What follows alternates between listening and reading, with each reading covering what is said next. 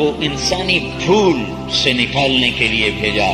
یہ بھول جاتا ہے کہ میں آخرت کا مسافر ہوں، یہ بھول جاتا ہے میرا خالق اللہ ہے، یہ بھول جاتا ہے میرا ٹھکانہ جنت ہے، یہ بھول جاتا ہے آگے خوفناک بھڑکتی ہوئی آگ ہے، یہ بھول جاتا ہے کہ قبر مجھے چورا چورا کر دے گی، یہ بھول جاتا ہے کہ ایک رب پھر میری ہڈیوں کو جمع کرے گا۔ آہا کیسے جمع کرے گا؟